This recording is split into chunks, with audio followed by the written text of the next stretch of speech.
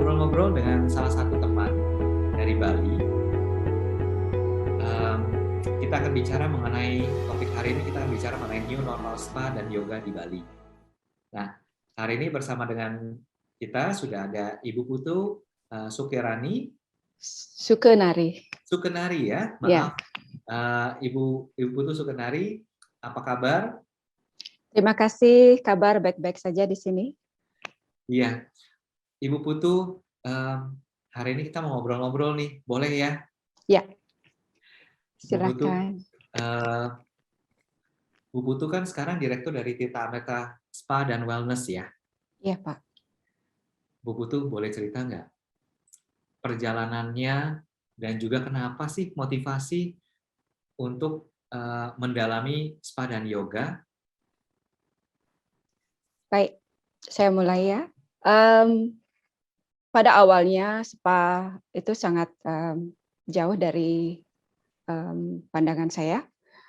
Tapi setelah saya bekerja di salah satu hotel bintang 5 di Nusa Dua, dan saya sering ditunjuk sebagai model, dan di situ saya mengalami pengalaman yang sangat fenomenal. Di setiap saya menjadi model, saya selalu tidak tahu jam dan deep sleeping.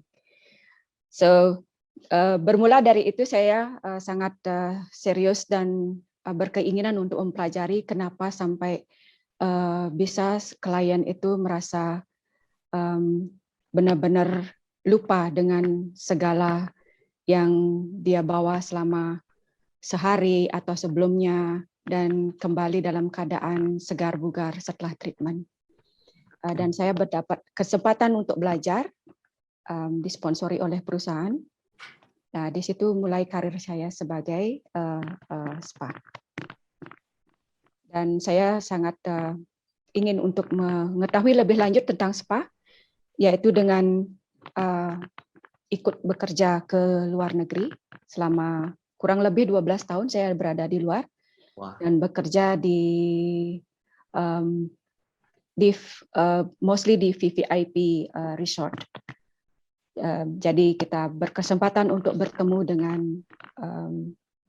famous people in the world, dan semua di-create dari skill dari spa. Tapi kita benar-benar mendalami yang namanya skill, mencintai pekerjaan tersebut, karena spa itu sangat dekat dengan kebugaran juga. Dari situ saya berawal dan berkeinginan untuk mempelajari lebih dalam tentang yoga dan hal yang berkaitan dengan kebugaran dari luar dan dalam pikiran kita. Nah, setelah itu saya berkesempatan untuk mengikuti pendidikan yoga di India. Saya lakukan 2012 untuk yang 200 hours. Dan saya masih merasa penasaran untuk lebih lanjut. Saya melanjutkan lagi di tahun 2013 untuk mendapatkan sertifikat 500 hours-nya. Nah, dari situ saya benar-benar merasa beruntung karena bisa membantu lebih baik ke klien dan berbagi dengan yang lain bagaimana cara menjaga kebugaran dari dalam dan luar tubuh kita. Wah, menarik banget Bu Putu. Saya jadi penasaran. 200 hours dan 500 hours itu proses untuk mendapatkan sertifikasinya ya? Ya. Apa aja sih Bu yang dipelajari di sana? Maksudnya sampai 200 jam. Ini apa aja yang dipelajari? Oke, dari yoga yang kita pelajari itu benar-benar intensif ya, selama pendidikan sekitar 2,5 bulan.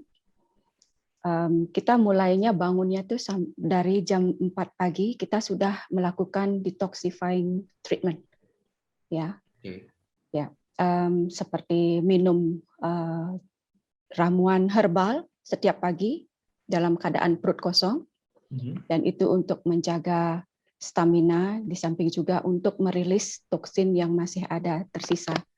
Mungkin kita mengkonsumsi makanan yang kurang baik di malam harinya, seperti itu. Dan kita melakukan yoga setiap 3 kali dalam sehari, yaitu setiap session itu lebih dari 90 menit.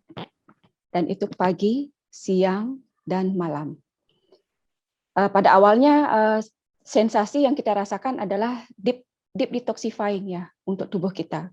Tubuh kita tidak terbiasa dengan semua intensif latihan, baik itu otot dan susunan saraf, dan juga untuk istilahnya membantu memperlancar sirkulasi di dalam tubuh kita. Tidak hanya sirkulasi darah saja, yaitu sirkulasi lim juga, yaitu getah bening, untuk mengeluarkan racun-racun yang masih tertinggal di dalam tubuh dengan baik. Seperti itu. Dan kita juga dijaga pola makannya. Selama kita disiplin makan di dalam asrama, karena kami tinggalnya di dalam asrama ya. Semua murid diharuskan untuk tinggal di asrama agar bisa mengikuti dengan intensif semua pelajaran yang istilahnya di-share sama masternya. Seperti itu. Jadi yang kami pelajari pada saat 200 hours yaitu intensif hatha yoga, ya. Semua pelajaran kita berfokus ke hatha yoga pada saat 200 hours. Itu termasuk asana, pranayama, dan meditasi. Di samping juga kita disupport oleh master-master yang lain yang bukan dari asrama untuk sharing knowledge dan experience seperti itu. Wow, 200 jam itu artinya non-stop setiap hari seperti itu ya Bu ya? Ya, setiap hari. Sampai tubuh kita itu akan mengalami masa detox karena kita tidak pernah melakukan itu secara intensif. Ada beberapa hal yang akan terjadi, mungkin ada yang merasakan panas tinggi, ada yang mungkin karena alergi, reaction yang mereka tidak tahu akan istilahnya terjadi iritasi pada kulit seperti itu. Jadi prosesnya itu berbeda-beda di tiap orang, tidak sama semuanya. Tergantung dari kesehatan yang mereka alami selama ini atau mengalami internal problem yang terlalu berat, itu akan efeknya keluar melalui tubuh juga. Oke, jadi artinya proses detoksifikasi ini terhadap setiap orang bisa beda-beda, ya. Tergantung mereka punya masalahnya di mana ya? Ya, tergantung masalah kesehatannya, bagaimana lifestyle-nya, bagaimana juga keadaannya di setiap hari dengan keluarga, itu akan juga memberikan efek dari mindset dan sebagainya. Oke, artinya proses detoksifikasi tadi ada proses penurun dulu kah? Artinya tadi kan keluar ya, reaksi tubuhnya akan keluar, tadi ada yang modelnya, ada yang dalam bentuk gatal-gatal, ada yang panas, setelah itu baru membaik. Ya, setelah itu akan membaik dengan sendirinya, dan kita akan merasakan tubuh itu seperti ada perubahan yang sangat fenomenal, dan itu sangat terasa sangat ringan, dan kita tidak seperti sebelumnya. Itu akan terasa sekali bedanya. Oke, nah, wah, saya jadi penasaran. Karena saya dengar begitu banyak mengenai yoga, tapi saya sendiri baru 1 kali aja ikut sesinya, dan itu buat saya cukup pengalaman yang unik. Pertama kali coba, saya udah lama nggak olahraga, dan itu langsung keringetan gitu ya. Nah, saya nggak kebayang, jadi saya coba barusan merefleksikan diri, 200 jam ini prosesnya akan seperti apa. Belum lagi yang 500 jam. Tapi akan dan ini pastinya hasilnya akan menarik sekali. Ada berapa banyak yoga sih, Bu? Kalau boleh tahu, kan nggak banyak orang yang tahu nih, yoga ada berapa macam sih sebetulnya? Baik Pak, terima kasih atas pertanyaannya. Sebenarnya yoga itu asalnya sekali dari ajaran Raja Yoga. Ya, setelah dunia dan modernisasi berkembang, sebenarnya sebenarnya asana atau gerak atau olah tubuh daripada yoga itu banyak sekali. Kembali dikondisikan karena tidak semua orang bisa mengikuti gerak tubuh tersebut, disebabkan oleh kembali lagi ke histori, ke sejarah daripada tubuh orang masing-masing, orang tersebut masing-masing ya. Jadi tidak bisa dipaksakan, misalnya yang pernah kecelakaan gagal otak terus dipaksa untuk headstand, itu harus terasa sangat nyaman. Dan sebelum melakukan gerakan yang sangat intensif atau yang lumayan challenging, itu harus disiapkan warm up atau pemanasan yang sangat baik, seperti melakukan sun salutation, itu harus dilakukan dengan intensif. Biasanya saya lihat bukan hanya di Bali ya, saya lihat di beberapa teknik guru mengajar itu kurang mengintensifkan yang namanya sun salutation, sedangkan sun salutation atau surya namaskar itu sangat penting untuk dilakukan berulang-ulang untuk mempersiapkan tulang punggung kita menerima lebih baik ke depannya. Karena kita harus mengingat pada tulang punggung kita pada saat lahir dikaruniai yang namanya 7 cakra. Ya, itu semua bersemayam di tulang daripada punggung kita. Ya.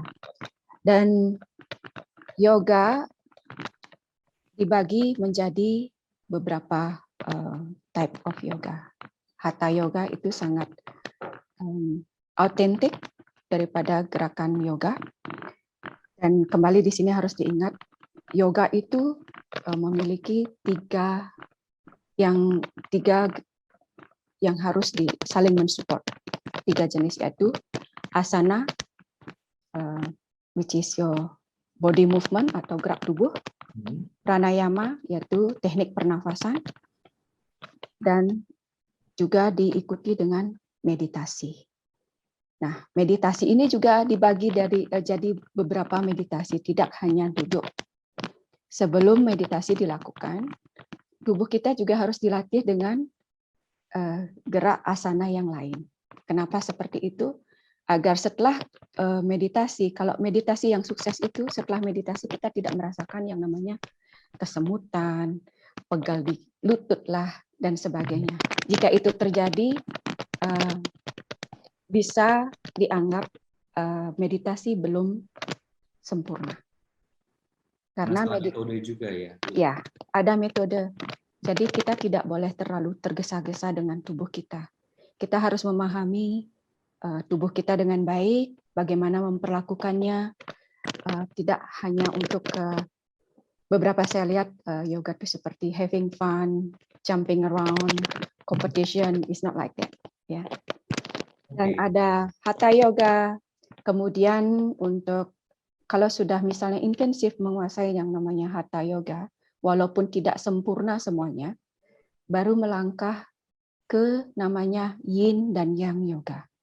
Karena itu yin dan yang yoga, kalau tubuh kita belum terbiasa, itu juga tidak akan bermanfaat dengan baik. Jadi semua diikuti step-stepnya dengan baik. Jadi nggak bisa potong kompas ya Bu ya. Kalau dibilang nggak bisa potong kompas, mau cepat itu nggak bisa ya. Ya, segala sesuatu yang baik. Segala sesuatu yang cepat, ada yang bagus, tapi ini masalahnya untuk tubuh kita sendiri, yaitu aset hidup kita. Jadi harus benar-benar memahami apa yang terjadi dan tidak sembrono istilahnya ya, sembarangan ya. Harus dijaga dengan baik. Oke, ini menarik sekali sih Bu. Sebelum kita masuk bicara mengenai program, dan saya juga punya beberapa pertanyaan nakal. Kita lihat dulu ya, kita lihat dulu sedikit informasi mengenai Hotel Cakra, dan juga nanti kita lihat sedikit video singkat dari Tirta Amerta. Ya, baik. Terima kasih.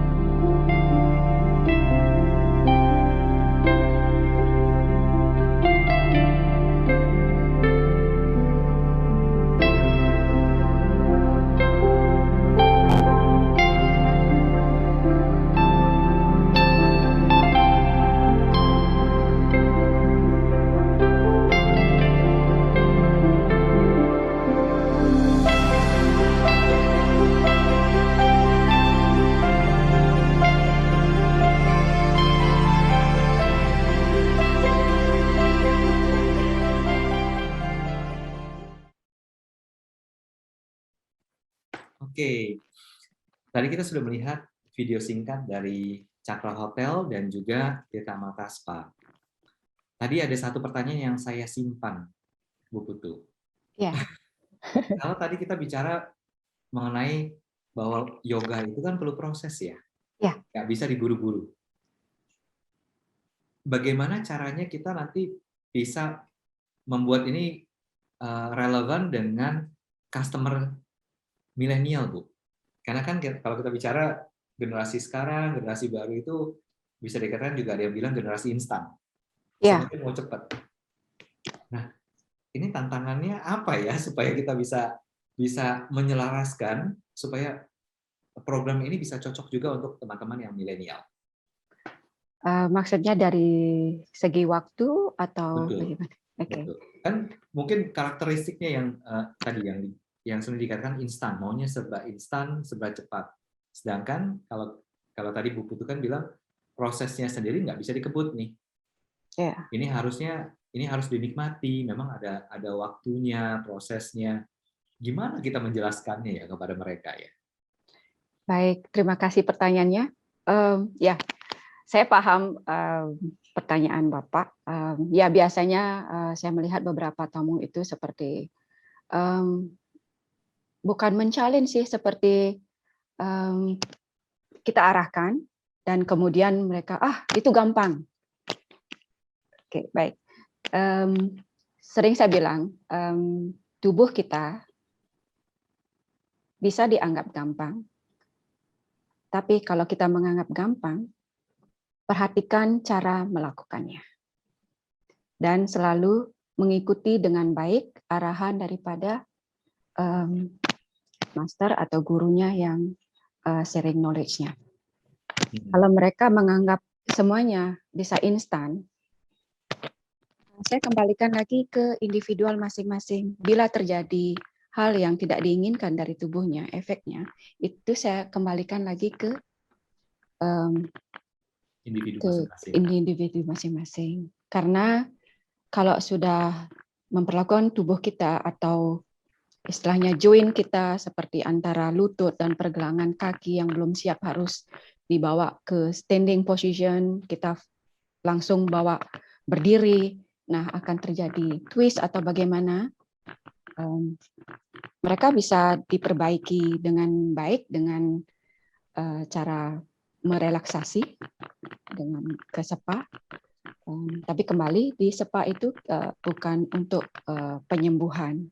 Di spa itu lebih merelaksasi, misalnya otot yang pegal atau tadi seperti kurang baik memperlakukan beberapa bagian tubuh seperti otot punggung misalnya, kita masih bisa bantu untuk merelaksasikan bagian otot tersebut seperti itu. Oke. Ya. Jadi sekali lagi setiap individu punya waktunya masing-masing, ada prosesnya masing-masing ya, dan beda-beda juga ya.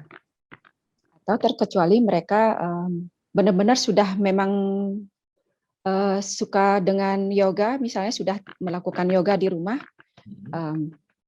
masih tetap untuk melakukan mengikuti instruksi daripada master atau yoga teacher yang mereka ikuti. Seperti itu.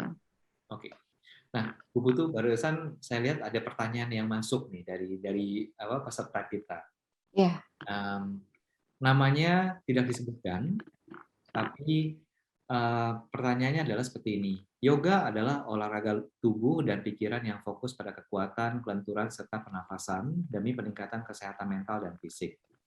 Sedangkan Pilates adalah rangkaian gerakan yang lambat, metodis, dan membutuhkan banyak fokus dan akurasi yang dibarengi dengan pernafasan yang terkontrol. Sekilas terdengar mirip.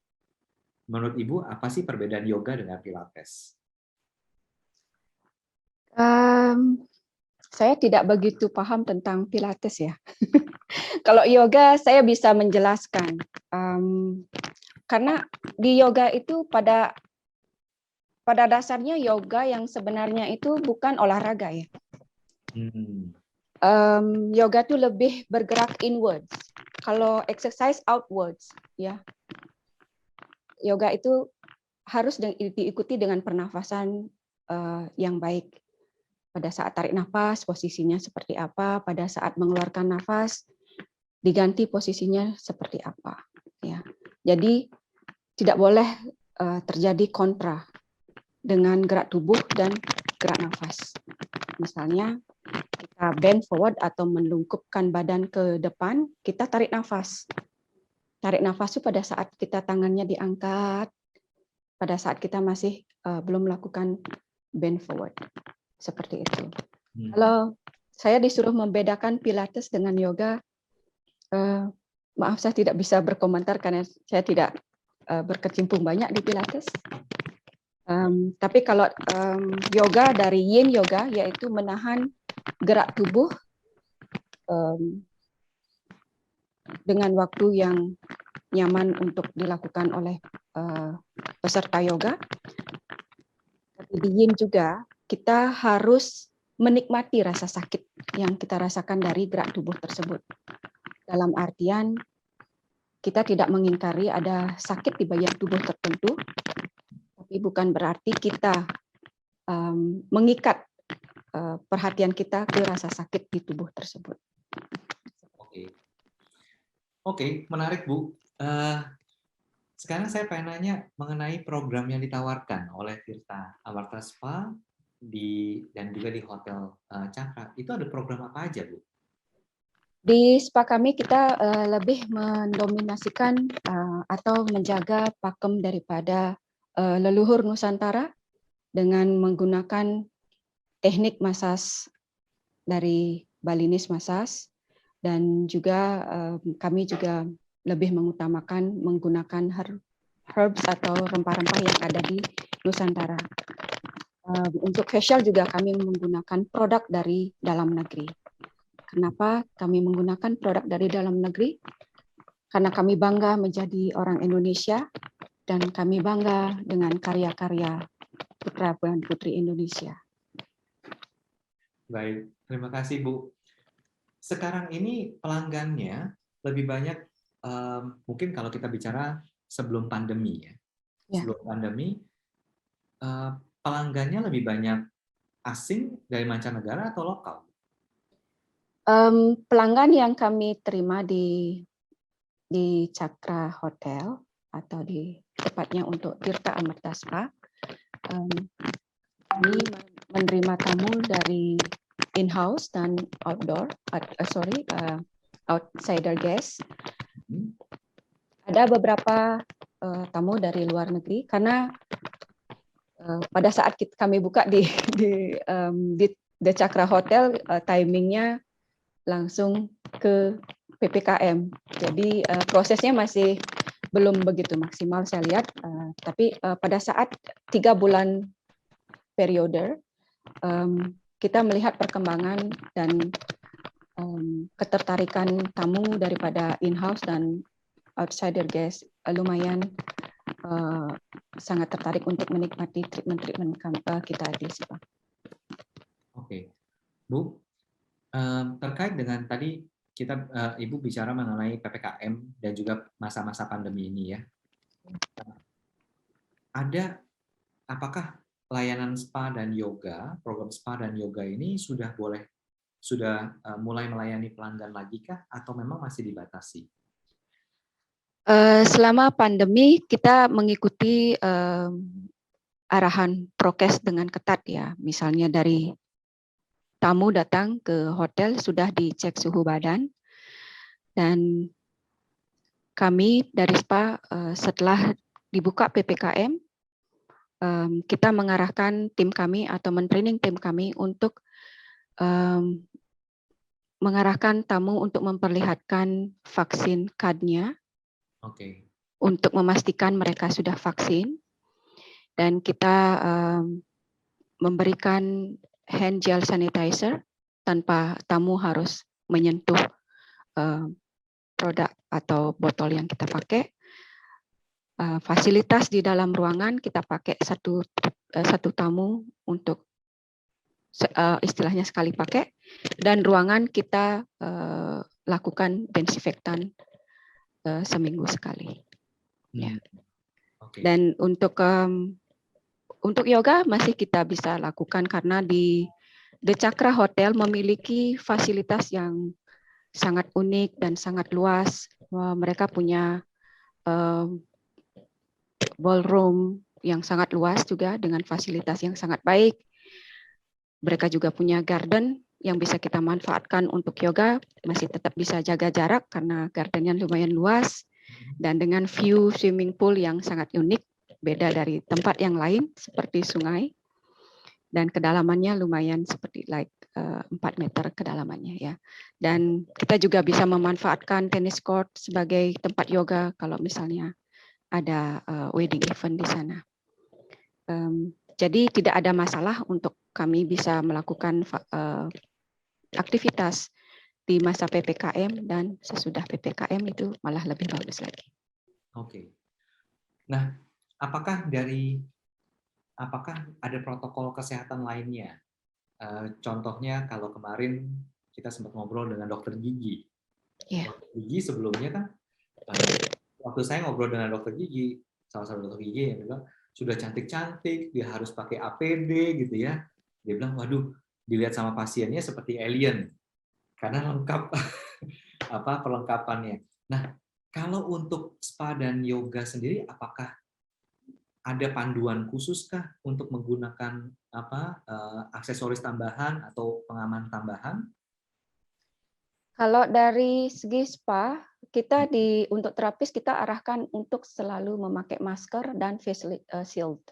Oke. Ya. Dan selalu mencuci tangan sebelum dan sesudah.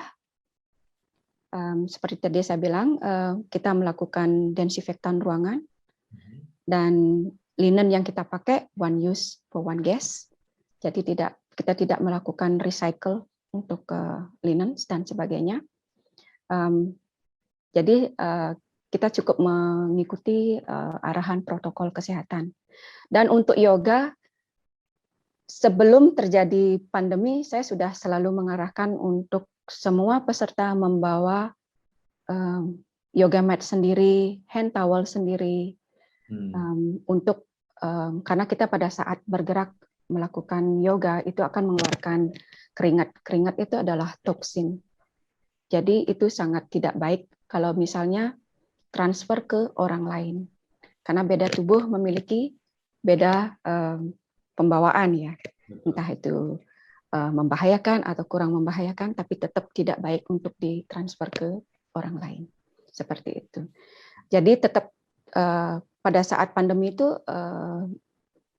istilahnya kita memastikan untuk jaraknya tidak terlalu mepet.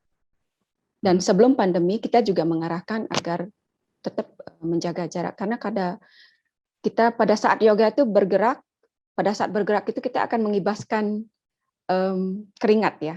Betul. Jadi biar tidak menjangkau orang lain ya. Seperti itu. Nah, kalau lagi yoga itu boleh pakai masker nggak sih? Kan ini bicara pernafasan kan ya? Ya. Kalau di yoga kita kan lebih banyak memilihnya di luar ruangan ya, karena berinteraksi dengan alam semesta itu kalau bisa lebih baik, karena kita harus bernafas dengan lega dan bebas. Untuk memakai masker bisa, dan untuk sekarang ini memang diharuskan. Ya, tapi tidak terlalu tebal, karena kan kita sudah jaga jarak dari peserta yang satunya dengan peserta yang lainnya. Jadi untuk memakai masker tidak masalah, dan kembali lagi tetap jaga jarak. Jaga jarak ya. Tidak ada hak-hak setelahnya. Betul. Wah, Bu Putu, nggak terasa kita ngobrol-ngobrol udah setengah jam, tapi saya masih punya satu pertanyaan. Iya. Pertanyaan kunci, ini pertanyaan yang paling nakal. New normal spa dan yoga itu menurut Bu Putu akan seperti apa? Kita sekarang sedang dalam masa pandemi, kita lihat begitu banyak perubahan, kita coba beradaptasi. Nah, nanti di masa depan, harapannya setelah, semoga ini semua cepat lewat ya Bu ya? Ya. Tapi Mas pasti Tegar. setelah ini lewat, banyak hal yang akan berubah. Nah, aktivitas spa dan yoga di new normal menurut seorang Bu Putu ini seperti apa sih? Kedepannya setelah new normal ya, bukan setelahnya ya, di new normal, karena kita lumayan lama ya terkungkung dengan PPKM, pasti banyak yang memerlukan yang namanya detox. Detox dari segala macam karena penurunan daripada income, mungkin ya refresh, makan, stres lumayan karena banyak yang kehilangan pekerjaan ya. Kita juga akan menunjang dengan harga spesial di awal ya, untuk bisa juga tidak hanya menuntut daripada income, kita juga bisa membantu ke yang lain juga. Jadi dari spa sendiri itu lebih banyak ke program detox, juga ke retreat ya, dan yang paling diperlukan yaitu escape. Karena banyak yang mengalami istilahnya stres dalam keluarga karena ketemu pasangan terus-menerus, mungkin mereka perlu self time atau me time dan sebagainya tanpa harus istilahnya melupakan kewajiban di rumah. Mungkin ibu-ibu kepingin escape 2 hari, dan itu sangat bagus dikolaborasikan dengan yoga. Karena di yoga juga akan seperti tadi saya bilang, dia bekerja inwards. Kalau spa dia bekerjanya outwards, yaitu di luar tubuh. Dan yoganya menunjang dari dalam tubuh. Seperti itu. Wah, menarik banget nih. Ini jadi inspirasi baru, Bu. Artinya kita melihat bahwa kita melihat ada potensi di program detox. Karena gaya hidup yang berubah, mungkin jadi kurang sehat. Karena kita selama pandemi ini banyak hal ya. Banyak hal yang terjadi. Kepapar dengan mungkin lebih banyak komputer, lebih banyak stres, karena banyak hal juga pengaruh kondisi ekonomi. Lalu sering ketemu pasangan, terlalu sering ketemu pasangan juga ya Bu ya. Jadi perlu escape. Relationship jadi berubah. Bukan quality time lagi. Perlunya me time ya. Me time yang perlunya. Oke. Wah, ini menarik sekali. Kelihatannya banyak yang kita bisa eksplor lagi. Tapi sayang, sesi kita hari ini hanya 30 menit. Tapi wah, nggak berasa sih. Banyak lagi yang pengen saya eksplor dari Bu Putu. Kelihatannya kita harus ngobrol lagi Bu di sesi yang berikutnya. You most welcome Pak. Di-schedulekan saja. Pasti. Jadi dengan senang hati ya. Terima kasih Bu Putu sudah hadir hari ini. Jadi sedikit informasi mengenai Wealth. Jadi di belakang Wealth Talk ini adalah memang Wealth adalah Wellness and Health Tourism Hub. Ini merupakan sebuah platform yang kita buat dengan tujuan untuk bisa menginspirasi banyak orang dan juga supaya kolaborasi antar stakeholder itu bisa terjadi dengan efektif dan juga secara efisien supaya kita bisa sama-sama bangkitkan lagi industri pariwisata di Indonesia. Nah, acara ini terlaksana berkat dukungan dari ralali.com, salah satu B2B platform online terbesar di Indonesia, dan juga didukung oleh Arexpo, virtual exhibition platform yang juga telah mendukung acara ini, dan bekerja sama dengan Bishop Event, yang merupakan B2B event producer secara profesional.